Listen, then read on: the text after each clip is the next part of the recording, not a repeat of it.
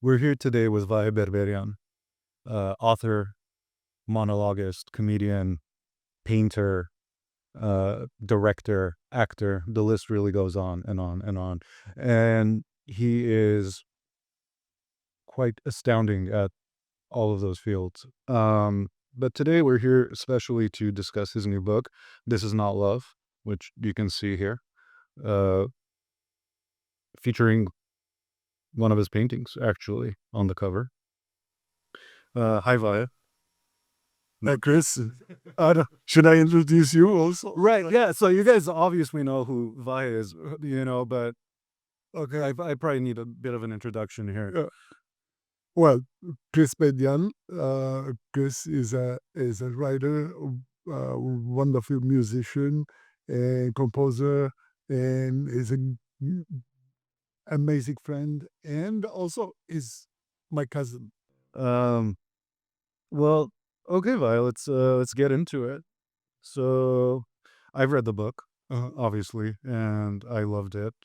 Yeah. First off, thank you for doing this because I know how meticulous you are with your likes and dislikes, and so uh, yeah. Well, the book is a love story. It's a very intense love story between an artist, a painter, more specifically, and his muse.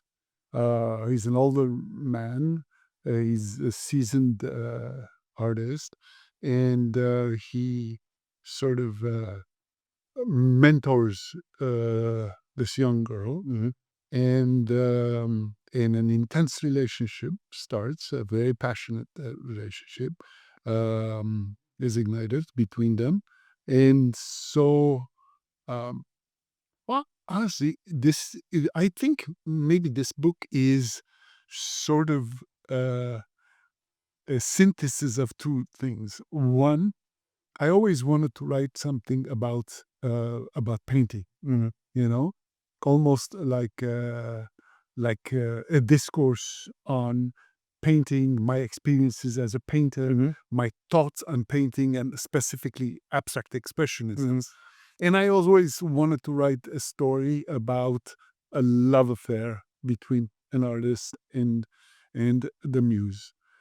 So I combined this. So the book could be called "This Is Not Love," as far as the a love story goes, and also it could be called "Abstract Expressionist Handbook." So interesting. Yeah. So it's kind of two books in one in this sense. It's a amalgamation of the two. Yes, yes. Very interesting. So, yeah, I mean, it. Both of those things definitely are very apparent in the book.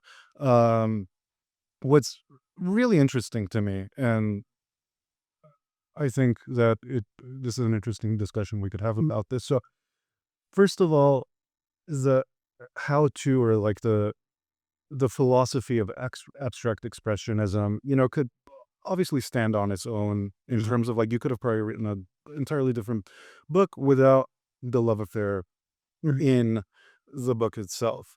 But after reading the book, I found it, first and foremost, extremely courageous. Specifically, the love affair portion of the book, right?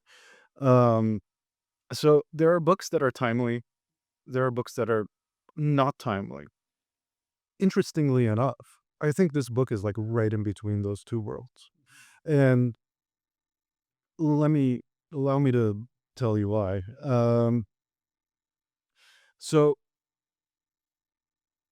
these days, writing about a love affair, I think, is a little, especially between a man and a younger woman. Absolutely. It's a little taboo, risque, if you will. Um, and yeah, I think it was extremely courageous and very well done. But would you like to talk about that a little bit?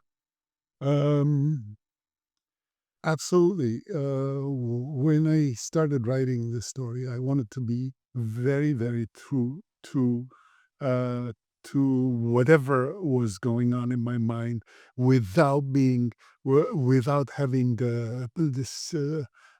need to be politically correct, Mhm. or to be directly influenced by the zeitgeist of our times, you Mhm. know. And for me, the idea was to write a timeless book, Mhm.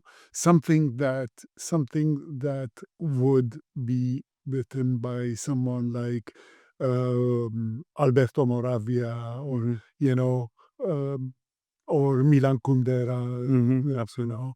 Um, and this is why a friend of mine, after reading the book, he said, I read it with a guilty pleasure. Mhm. Yeah, you know. Uh, Almost like you're doing something wrong while reading yeah, a book. You can't. yes, Maybe you wouldn't even want to admit that you read the book, to your friends, but everyone's reading it at the same time, yes. Um, and it kind of, in a way, goes to show, I don't know, maybe I'm going too far here, but the true nature of people where, behind closed doors, everyone's willing to engage in all kinds of content. Mhm. Uh, but, you know, when it comes to showing and revealing yourself in front of others, it seems so Victorian at the moment. Absolutely, Um, absolutely. that being said, interestingly enough, when you were describing your writing process, it reminded me, I think there are, mainly two kinds of authors out there, writers of fiction. Um, w- the one kind is, they map out step by step, like chapter by chapter, beginning, not only beginning, middle, and ending, but also, even the tiny minutia of the subplots that are Mhm. taking place in the book, and then they write the book. And then there's the other kind of writer, the other kind of author who um, kind of just writes, right?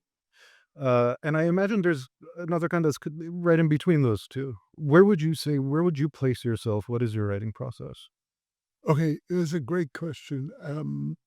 First off, I have to tell you, I'm so glad we're doing this because you know me too well, you know, and yeah, and also I know you too well also because I know where the questions are coming from. So that's Sure. interesting. All right, all right. So yes, the I okay, I have a seed in my mind. Hmm.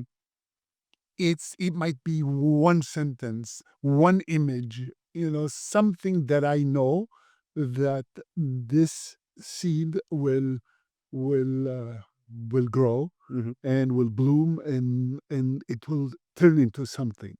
Um, it's a pregnant idea Hmm. that that I start with, and Now, is this idea at the forefront of your mind, or is it kind of maybe deeper, kind of in the back, just while it's that seed? Where is it inside of you? good question. Uh, It's probably in the background, and when I'm gonna start working on something new, Mhm. I bring it sort of to the foreground. I try to remember, and most of the time it happens with my notes because I carry a notebook with me at all Absolutely. times, Yeah. and I always write whatever I'm thinking about. It's there in my notebooks. I try to never miss anything. And then, so once I start writing, or once I decide to write something, Mhm. I go through my notebooks, and I find that pregnant idea, Mm. and then I start bringing together all the other notes that I have taken that relate to that idea, and then eventually I start, creating this. How interesting. It literally blossoms Yeah, into. and Yeah. I weave, and I realized something very important, that you cannot write a story with one plot line or one main, like, Mhm. uh, I One road, let's yes, say, yeah. yes. Just You a have to straight have shot two through. or three Mhm. different stories Mhm. where you're going to weave into one.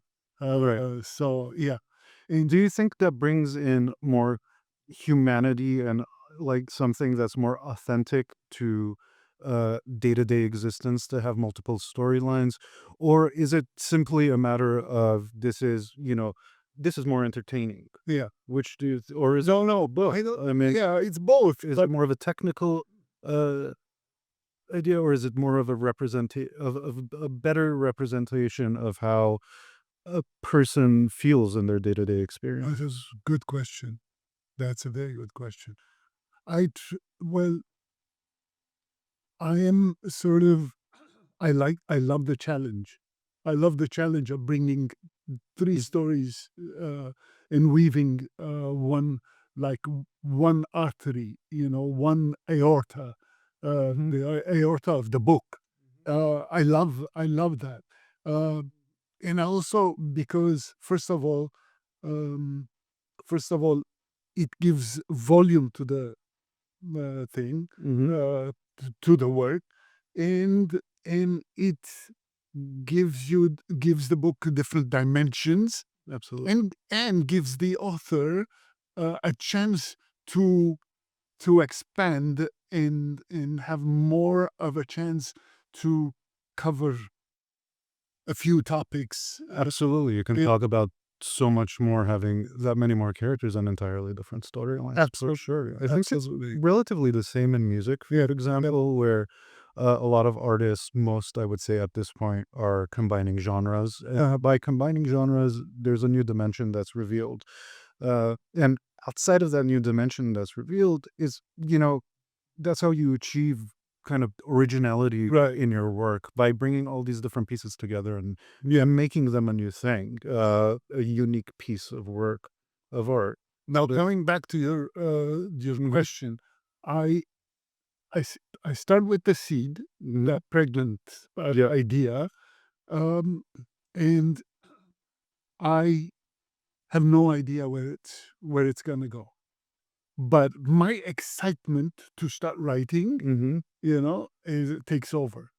And I'm happy that I know this thing is gonna bloom, it's gonna go somewhere. And so I start writing.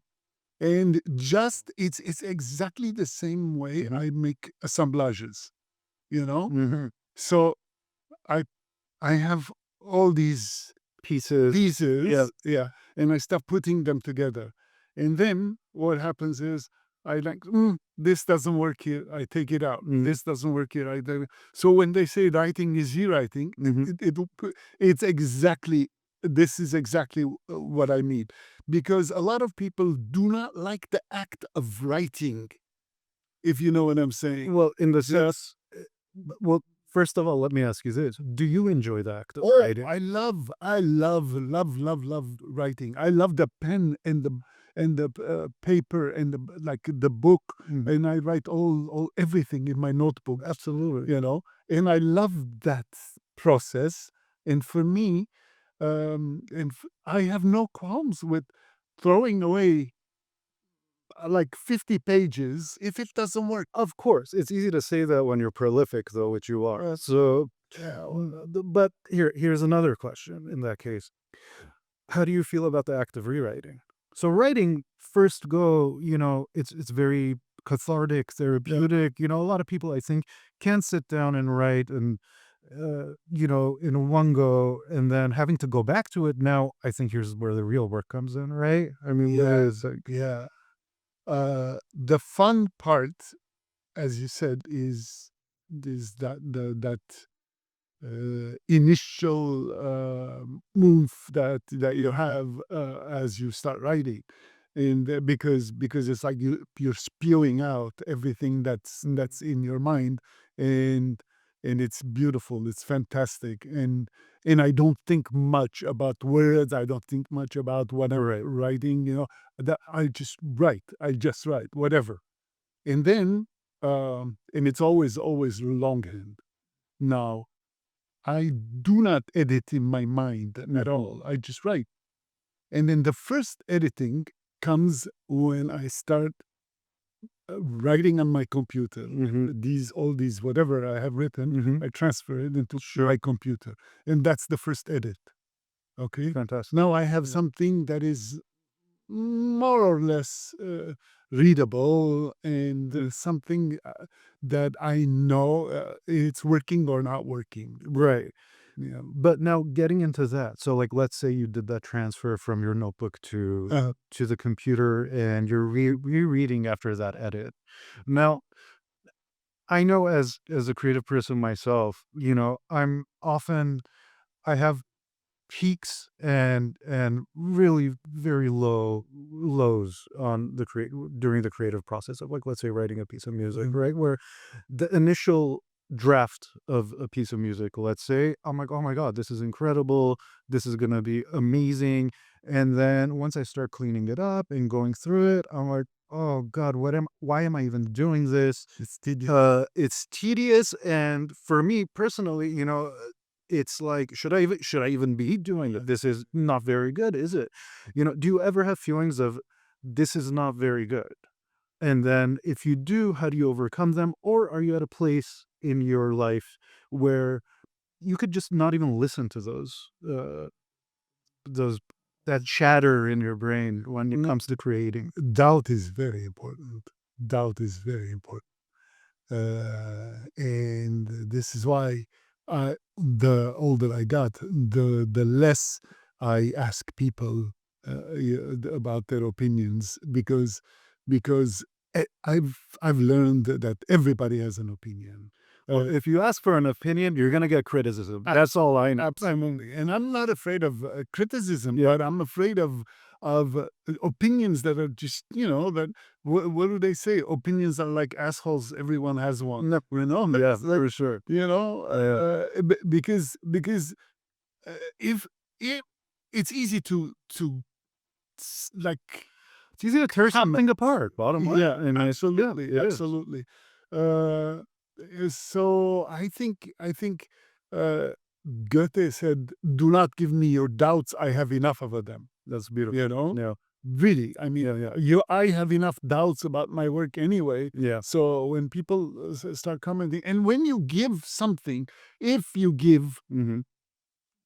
a, a like if you're Gabriel Garcia Mhm. Marquez, and you give a book to someone Mhm. and say, "Tell me, what do you think?" Mhm. They feel obliged Mhm. to comment. They feel obliged to say something because you have given them the carte blanche to. Absolutely, and sometimes you don't even know who you're giving it to, right? And maybe Yeah, I wonder if Gabriel Garcia Marquez's, club circle, was actually were they his biggest fans, or are his biggest fans are, like, the people that understand his work the most, yeah. just somehow people that have found his book, right? And who relate to him on a completely different level. Also, there's something very interesting here that relates to this. Mhm. I 100% agree with Kurt Vonnegut when he Mhm. says you have to write for someone. You have to write for someone, and you're writing for someone that you know so well, Mhm. okay, that you're writing to please this Mhm. person. So in the end, that's what matters. Right. And because you know them, Mhm. they're gonna like Absolutely. whatever you're doing. Well, I think it makes a lot of sense, especially that you can't write for everyone. That's for sure. Absolutely. Because you can't please everyone, and we know that. But specifically, now that you mentioned that, I think it's a great time to talk about the dynamic between an artist and their muse. Yeah. Before we get into it, Mhm. I'm gonna tell you something. When I was taking creative writing classes, Mhm. during my first creative writing class, my teacher Claude Chidemian, fascinating man, wonderful human being. He pulled me aside. He said, "By you're a good writer. You're a very talented writer, but your writing is all over the place. There is an Eastern poeticism, Hmm. that's not focused. It's like it's scattered. Yeah, I think you need to write like a sniper and not like a shotgun. Who was the Yeah. painter that said draw lines? Oh, that's Ingres. Ingres told Pizarro, he said, Mhm. "Draw lines, young man. Those Exactly. contours." Yeah, Yeah. yeah. Very, very interesting analogy there, correlation. So he said, Claude told me, he said, from now on, whatever you write, I don't care if it's poetry, if it's a play, if it's a novel, Mm. whatever you write, you have to write, "Dear Claude" first. Huh. Meaning that you're writing this for me to Mhm. read. Okay? Mhm. You have to have me in mind. I am sitting, visualize. You have to visualize me sitting and reading whatever you have written. How interesting. Okay? Yeah. Because every writing is a letter. Mhm. And that changed my life. That's That very interesting. completely changed my life. You know, my writing became more focused, more storytelling. Mhm. You know, that initial um Eastern thing of, let me say, um, little, but let me Right, let it insinuate more. read into this Right. next sentence, Yeah, but now you say it, I, right? yeah, Yeah, I like absolutely, that a lot, absolutely, for sure. yeah. And the Muse thing is, it's not necessarily a Muse is not necessarily um, someone sexual. It's Right. not necessarily, it's someone that you really, really love Yeah. and you value their opinion. Mhm. And so you want to be on their good side. Mm. You want them to love you. Mhm. You want to prove that their love for you is Right. So worth it. this reminds me actually of a quote, and don't hold me to this. It's one of the Greek philosophers. I think it's Socrates. Could have been Plato. Uh, Could have been someone else. I'm not sure.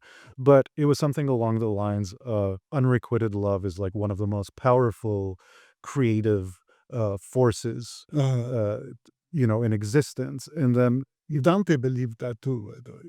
makes He sense. said something like, "True love is the one that has not been consummated," something like that. That's exactly what it comes. Yeah, that's another way of saying the exact same thing. Yeah, and then once you consummate it, in this sense, it's over, according to the quote. But it kind of reminds me, the dynamic slightly reminds me of that wanting to impress through your work, to prove, through your creativity, and to create something in the world that wasn't there before, to demonstrate that love, to demonstrate to this other person, Mhm. how intensely one feels, one might feel about them. Um, No, no, am I you're off here? absolutely right. You're absolutely right. It's very, very sad when an artist is in a relationship and or is surrounded by people who do not appreciate their creation. It's tragic. It's the most tragic thing. It's absolutely tragic. Yeah, posthumous fame is actually one of the saddest things in existence, in my opinion. I mean, Absolutely. yeah. Uh, but going back to the muse. Um, so in the book, um, let's see here. The the character, the artist, the painter in the Julian. book, Julian, how much of his work do you think is inspired by that muse? I think at that stage in his life, almost all of it. And do you think Yeah. his actions in his life, in this world that you've created, Uh, outside of just simply his paintings, how much of that do you think was driven? How consumed do you think he was by this person? well, it's a very tragic thing. Julian's predicament is very tragic in reality, because Because if your existence, if your happiness Mhm. is based on only one relationship, Mhm. okay, and well, that's the most tragic thing, Mhm. when your happiness comes from one person, Mhm. it's horrible. It's horrible.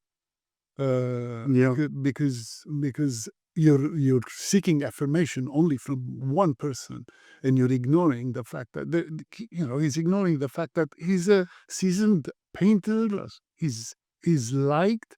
He's been creating all his life, and all of a sudden, this woman, this 24-year-old woman, has taken over his entire life and is has the power to completely destroy him.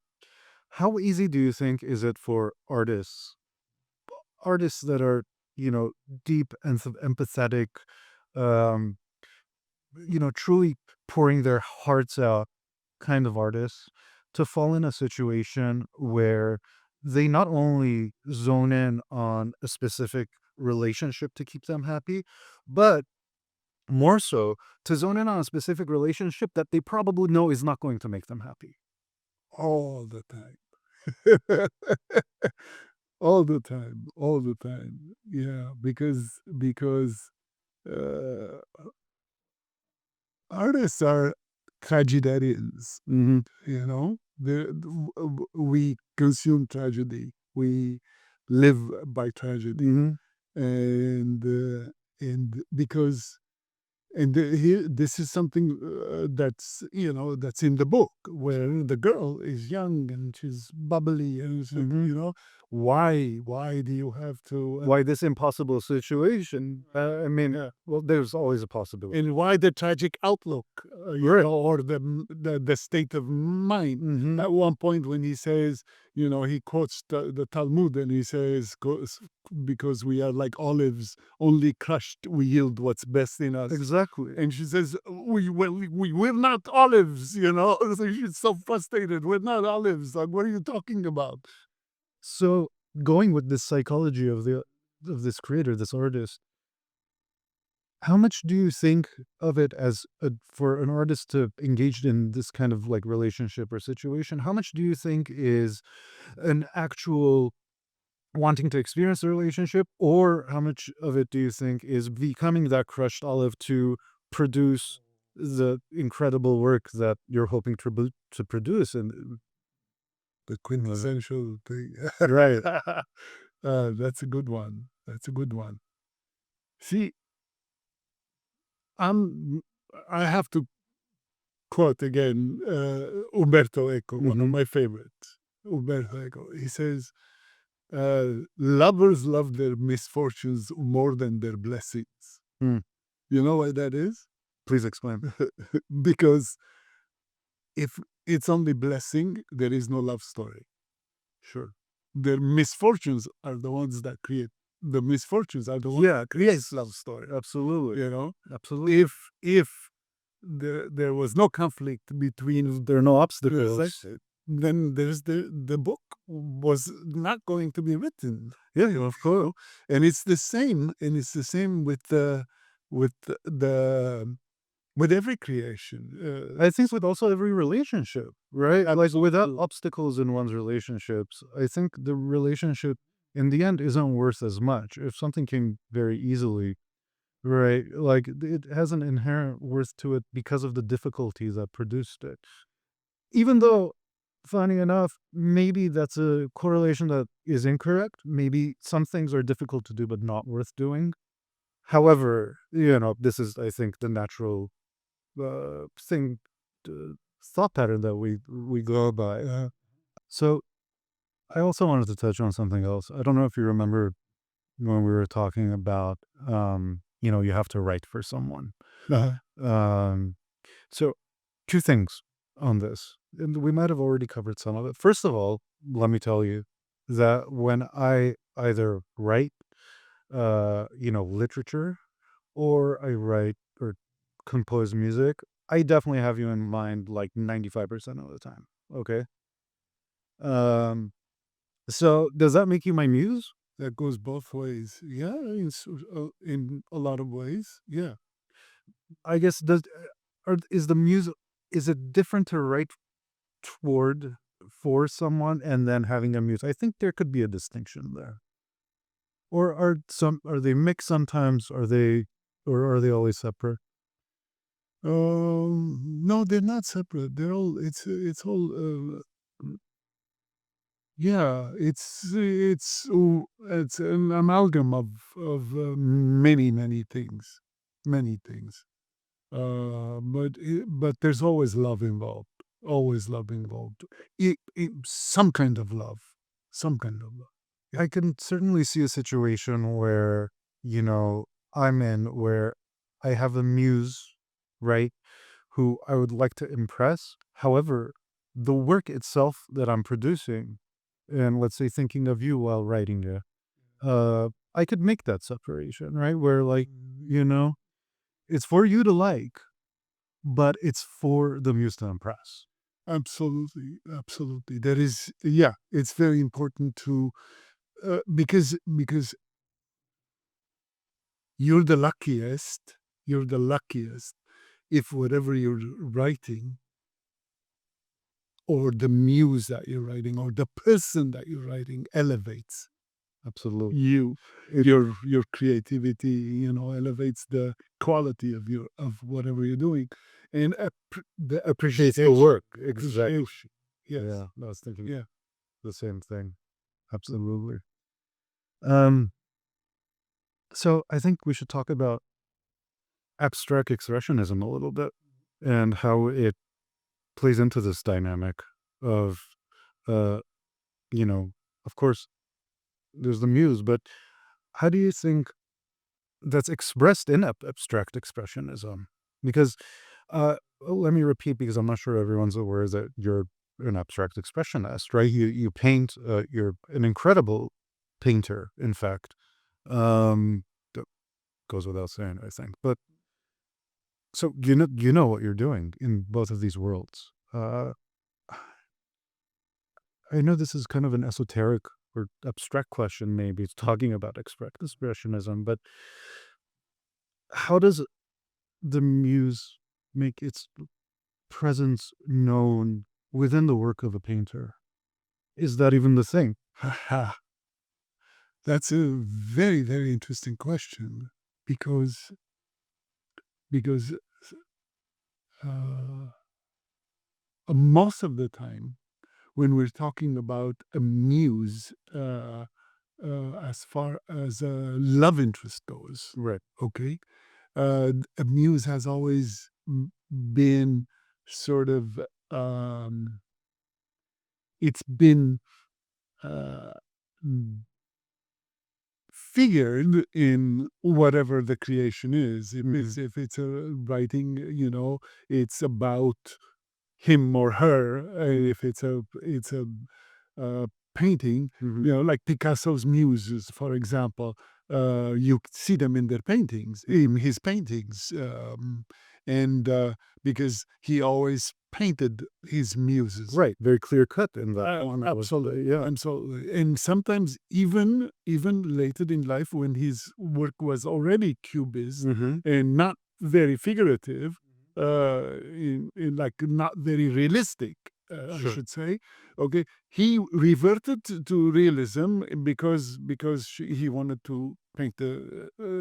I had no idea, Yeah, actually. yeah, But but yeah.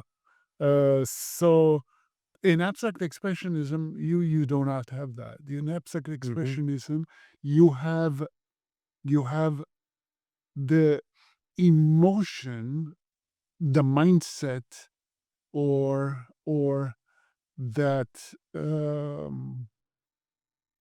that mm, the passion that your muse is igniting in you, Mhm.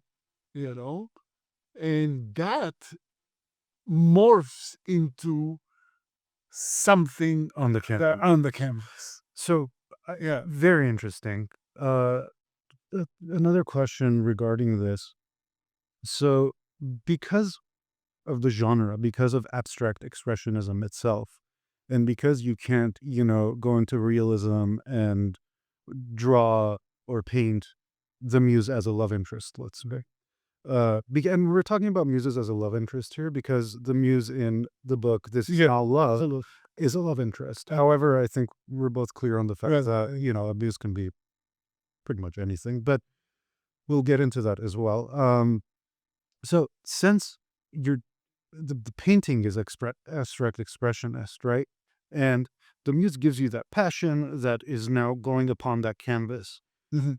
But because of the genre itself, do you think that suddenly also gets accompanied with so many other uh, emotions and senses of being uh, that come together into that passionate work of art? Like, is it a straight shot of, hey, passion muse on the canvas, or because it's abstracted expressionism, is it so many other things that kind of coalesces together in this It's a work?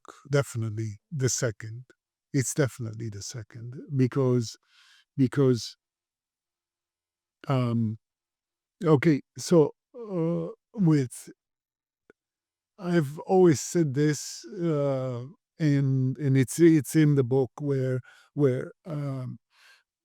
Julian talks about the act of painting, and Mhm, he says, whatever, he says, art is like being in this cocktail party, you know, mhm, that everything that you consume, for example, you consume a glass of beer and it's reading a fantastic book. You consume 8 shots of tequila and it's your father dying. mhm, You consume, I don't know, 4 glasses of wine and your mother being diagnosed with cancer, all these things, or even positive things, so all these things you're consuming, and then you get to a point where you can't anymore. mhm, And so what you do is you um you put your finger in your mhm. throat and you throw up, Yep. So, you know, and whatever you have consumed is out there on the mhm, canvas or on the paper, on the whatever you have created. There is no hiding. mhm, You know. So your politics, your loves, the books that you have read, the music that you have mhm, listened, everything that you have consumed comes out with that, with spewing. absolutely. So when someone asks me as an Mhm. entrepreneur, what does this represent? I have no idea what does Sure. it. But it's a mixture of all the things. It's a Mhm. pure thing. Yeah, All the sure. things that I have consumed, and with that, having a muse, probably 70% or 60% of it is the muse, and all and the rest of it is your friends. Do they love the muse, Mhm. or where are you going through because of the muse, and this and that, or Sure. and not even directly related to the muse. I'm gonna go back to the cocktail party aspect of uh, creation. Another question there. so So I think between a Sunday painter, okay, let's take a hobbyist for uh, example. uh, And first of all, nothing wrong with being a hobbyist. Like, yeah, please express yourself any way possible. But take a hobbyist painter, for example, or any creator of any kind. So I think that cocktail party of art, right? The hobbyist maybe gets, keeps drinking for 2 weeks, 3 weeks, fourth week. Oh, I've had enough. I need to I need to vomit. I need to get everything out of my body, so that weekend that person, creates something, right? right. And then once it's all out, well, then you have a whole other month of experiences to go through until you reach your limit of, having to purge again, purge yourself through Right. whatever Yeah, you yeah, yeah, created. yeah. Now, as a as a professional, right? What do you do between the times of, like, are you always ready to purge? Or, between the moments of purging, let's say you have like once a month you purge, right? But you have to do something, about your craft in the meantime. Do you work on your craft in the meantime? Do you switch mediums? Do you, uh, Okay, it's an interesting question because in my case, um, as you know, I paint, I write, yeah, I do monologues, mm-hmm, I do theater, mm-hmm, all these things, and I have so many outlets, mm-hmm, and so sometimes when I'm not painting, uh, because first and foremost I'm a storyteller. Consider myself a storyteller, even if if my work is abstract. Even I see that uh, absolutely. I tell stories. I need to entertain. Yeah, that's the need to entertain is a very powerful drive in me. So because of that, when I am not painting, I write. If I'm not writing, I do something else. I'm all traveling, always, giving shows and this and that. Um, so um, so I'm lucky in that Mm-hmm, sense. In that sense, but also I believe in regiment, very strict regiment.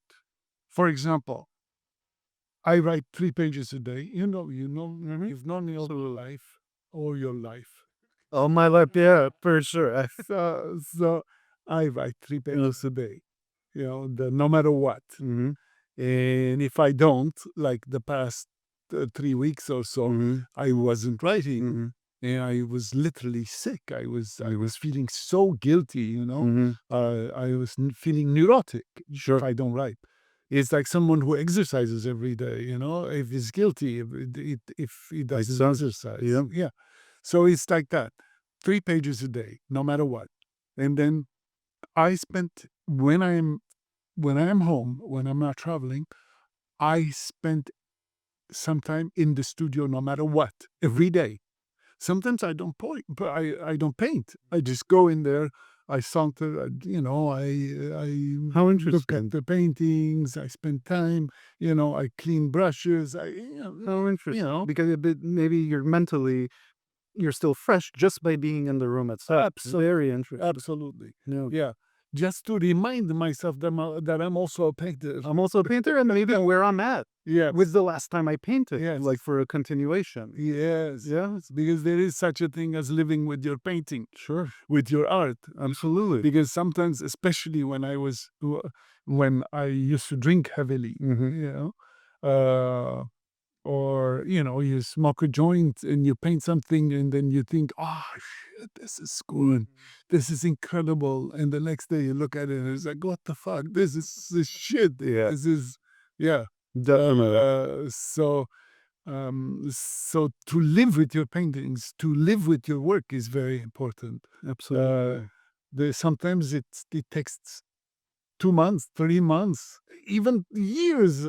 Where you like something, you don't want to touch it, but there's something missing, Absolutely. and sometimes it's a dot. Sometimes it's just one little thing that you do, one touch that It changes the whole thing. changes. It's like, ha, great, it's done. What a beautiful feeling. Oh yeah, Yeah. oh yeah. And every once in a while, after keeping something for like 2 years, Mm. you say, okay, this is screw this. This isn't gonna work. Wow. Or what I do, it's not gonna. And this is when you pay. Yeah, and I've seen you do it. Yeah, I've seen you paint over finished works so many times. absolutely, It's wild. absolutely. Truly wild. Like Betty, my wife, it's like, don't touch it, don't Yeah. touch it. It's so good. It's so good. But I know there's something there I understand. that needs work, and then finally I have to clean it. I have to erase it and start anew. Yeah. If you're not feeling it, you're not feeling it. Liberated. Absolutely. Yeah. I want to touch on something else. Speaking of, when you said you're lucky about, being having all these outlets of these different mediums of creativity, right? Uh, so I want to talk about this phrase for a moment: "Jack of all trades, master of none." Now, before you answer, I'd like to say something about this. Um, every new uh, invention, every almost every single revolutionary uh, concept, idea, study, research, and all this stuff in science, specifically in academia, science, philosophy, etc. Working consciousness, this, that, all of this, okay, has all the new stuff is coming out of having a broad view having a broad view of knowledge, right? It's not coming from being a niche expert in one thing. It's coming out of mixing all these things together and having ideas from like all these different, these separate spaces, and actually being able to produce something original, unique, and important. Yes. So that being said, I'm completely, I think the concept of jack of all trades, master of none is ridiculous. But I would like to know what you think about it. Strangely enough, funny enough, do you know the actual quote? Jack of all trades. Funny you say that right now. I don't recall that I have come across It's this. something like jack of all trades, master of none. But sometimes it is better than master of one. Interesting. Something like that. Shall we look? Shall we look? No, it's okay. I thought it's, yeah, and even if it's Yeah. whatever it might. That's the full quote. Yeah. And I believe that you have to be, um in order to be a whole person. This was my next question. Yeah. Yeah, Mm-hmm. you have to have many interests. You have to have many loves. Mm-hmm. You have to, um, the Lord Byron famous quote where he said, "I hate a writer who's only a writer." You Sure. know, and because even, it's like, I hate a doctor who's only a doctor. I hate a plumber who's only a plumber. Yeah, one dimensional. Yeah, Yeah. yeah. You have to have dimensions, many dimensions to yourself, in order to be able to, b- to exude humanity, and be able to be a social person. Mm-hmm. Um, th- yeah. This was actually, you kind of answered my second question, which was going to be, do you feel like more of a whole person because of this? Which Yeah, I think you do. yeah. It's interesting because, the word integrity, Mm-hmm. you know, uh, it has morphed into a completely different meaning throughout the years. But in reality, integrity originally meant someone who has integral parts to oneself. Mm-hmm. Someone who has many different, uh, faces Mm-hmm. to his character. And, gradually, but it was changed into someone who has, when you say, Right. it's like, Self-esteem or morality of some kind. yeah, Yeah. yeah, But yeah, yeah, what it really means is like the pillars of the personality of this person are different. right, They're made of different stuff, maybe. I don't know, right, too right, abstract right. there. But yeah, I Yeah. follow. It's very important to have integrity. Hmm. Yeah, In the essentials, in the ab- original meaning of the word integrity, absolutely, I think both, absolutely. maybe even. Yeah, You know. yeah. Uh, Nassim Nicholas Taleb, Hmm. he calls himself a flaneur. A flaneur is someone who spends time in cafes, and, it's Hmm. like, and I think the original flaneur was Socrates, who used to go to the agora Sure. and talk. It's like, to be a flaneur, you have to have integrity. You have to Hmm. have, mm, you know, Absolutely. Yeah, a broad sense to yourself, as well as, um, things you do believe in, I guess. Like, But anyway, I don't want to get into that. If you would get bogged down, and I don't want to get into belief right now. I do have another question for you though that kind of runs in line with the topic that we're on. Um, do you think it's more important to be a better artist or a good human being, and B, are these like mutually exclusive things or are they not? I mean, can you accomplish both? Or does one always take precedence over the other? I think you can accomplish both. Uh, there's a very interesting thing. I've thought about this a lot, Mm-hmm.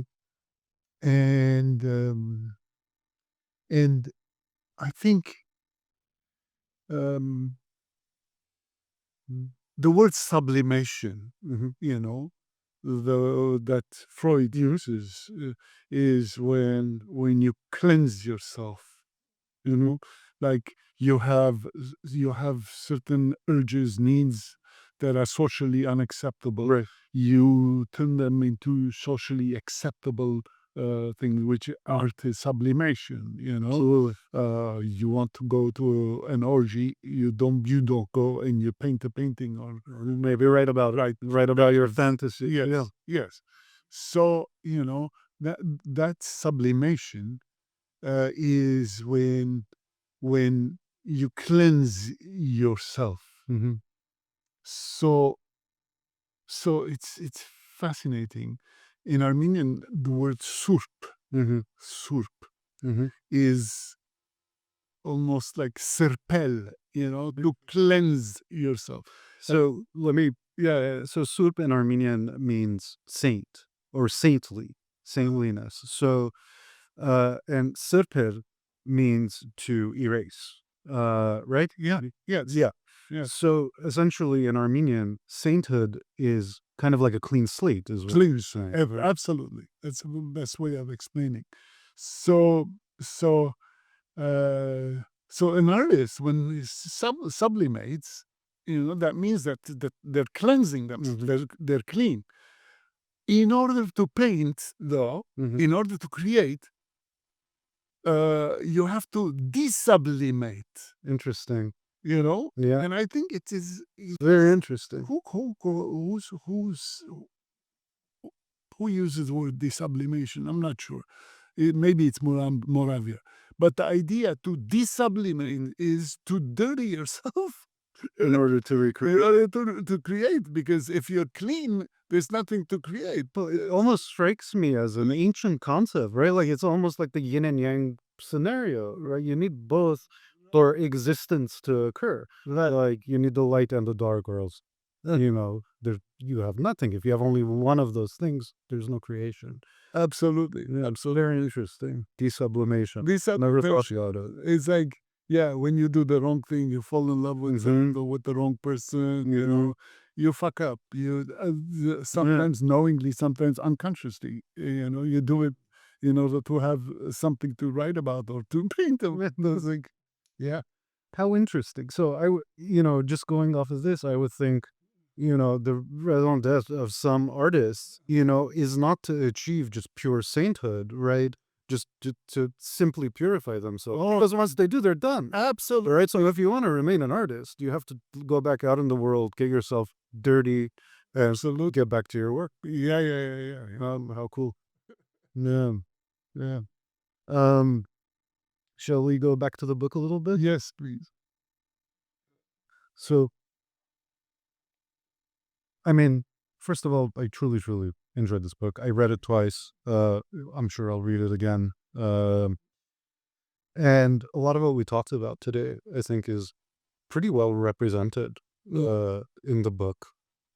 Um, but instead of it being, these abstract, kind of in the air concepts that we're talking about here, uh, the book presents some of these ideas in such a visceral way, uh, that even if you're not an artist, um, and when I say even when you're not an artist, I really mean I think, in a sense, I think everyone's an artist, but I just mean in the sense of like if you're not a painter or you're not a very very tiny like term of what artist is, what we're talking about. If you're not that, I think it's a very good book to put yourself in the mind, you know, of an artist, and understand how the process occurs. I think it's quite an achievement to be able to do that. Thank you. I really love the book. Um, Moreover, when it comes to the other part of this book, which is the Muse, this has been, I mean, what an ancient experience, right? For humans, all humans, and excuse me. And I think bringing those two together, it's just been a really wonderful experience reading this, and I can't wait for people to read it. And then, Thank you so much. Thank you. Um, yeah, it's interesting because this came out at a time where, as you know, my exhibition at the Reef, you know, and this coincided. It was completely by coincidence, mhm, and this is, I think, what we should call serendipity, because in this, um, the the writer, it's written in the painter's voice, right, and he says, "I write this because I cannot paint." hmm So, in a way, this would I, as a painter, uh, I wrote this painting, hmm and the painting exhibition, I wrote that exhibition. how wonderful, how wonderful. Yeah, It's like cross pollination absolutely. between your Uh, yeah yeah, yeah, your mediums. That's incredible. yeah. And I think before we end, I have enough. I get one more question for you. Uh-huh. Do you find that you're only able to express certain things in certain mediums, like, or do you think everything is expressible in any medium, in just in different ways? I never thought about that. But I mean, maybe I have chosen the easy path because if I have faced some challenge, let's say I can't. I This would be easier if I paint or if I write, you know, instead of going delving deeper into the challenge and saying that I can do this. I don't know. I don't know. Interesting. But yeah, but I believe that I have sort of um, I have understood Hmm. what. Maybe I'm lying. Maybe no. Maybe I miss writing, and I think this story should be written, or this story should be painted. Displayed, like, yeah. I don't know. I don't know. It's a very interesting question. Well, how about we both think on it, and next time we meet, uh, we talk about this. Yeah. We should. We should. Would you? I think we should do this more often. I think so too. This was great. No, and Thank you so much. thank you so much. What a illuminating conversation. Everyone, please check out "This Is Not Love" by Vahe Berberian. Especially if you enjoy this conversation. You can buy the book on Amazon. Check out the link at the bottom. And like and subscribe. And you can also go to vaheberberian.com, where you'll see, different events Vahe is having, like his exhibition or his monologues or comedy tours. And you can even find the book there. So thanks again, everyone.